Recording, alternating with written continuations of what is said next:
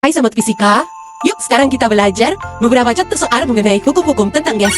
Suatu gas menguap pada proses isotermal sehingga volumenya menjadi 2 kali lipat dari volume semula.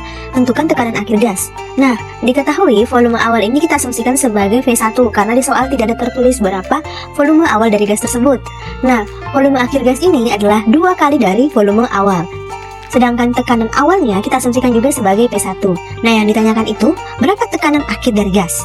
Kita harus ingat bahwa di sini dari soalnya dikatakan bahwa gas menguap, berarti gas mengalami ekspansi pada proses isotermal. Isotermal yang artinya pada suhu tetap. Nah, ketika suhunya tetap, maka kita tahu bahwa volume akan berbanding terbalik dengan tekanan. Sehingga kita gunakan rumus volume awal dikali tekanan awal sama dengan volume akhir dikali tekanan akhir. Sehingga nanti kita peroleh nilai tekanan akhirnya adalah setengah dari tekanan awal. Jadi terbukti bahwa volume berbanding terbalik dengan tekanan, di mana volume akhirnya menjadi 2 kali lipat dan tekanan akhirnya menjadi setengah kali lipat. Diketahui sebuah gas memiliki volume awal 5 liter pada suhu awal 20 derajat Celcius. Ditanyakan berapa volume akhir dari gas ketika suhunya dinaikkan menjadi 50 derajat Celcius dan gas mengalami proses isobarik. Teman-teman ingat, satuan internasional dari suhu itu Kelvin, sehingga nilai suhu awal yang diperoleh ini dikonversi ke Kelvin. Selain itu, dapat diketahui gas mengalami proses isobarik atau tekanan tetap, sehingga volume dan suhu itu berbanding lurus. Dan persamaan yang dapat kita gunakan yaitu volume awal dibagi suhu awal sama dengan volume akhir dibagi suhu akhir. Dan diperoleh volume akhir gas itu sekitar 5,5 liter. Diketahui suhu awal udara dalam satu tabung itu 20 derajat Celcius. Kita konversi ke Kelvin menjadi 293 Kelvin. Kemudian gas tersebut dipanaskan pada volume tetap, berarti volume tidak berubah, sehingga yang berubah ialah tekanan dan suhu, di mana kedua variabel ini berbanding lurus.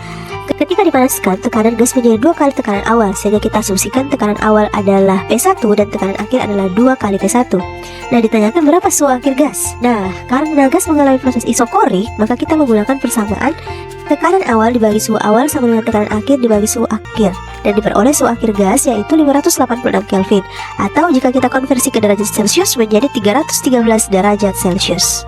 Diketahui tekanan awal sejumlah gas ideal itu P, suhu awalnya 27 derajat Celcius atau setara dengan 293 Kelvin. Kemudian dipanaskan hingga mencapai suhu 50 derajat Celcius atau sama dengan 327 Kelvin. Nah, volume awalnya kita asumsikan sebagai V1 dan volume akhirnya 2 kali V1. Maka berapa tekanan akhir gas?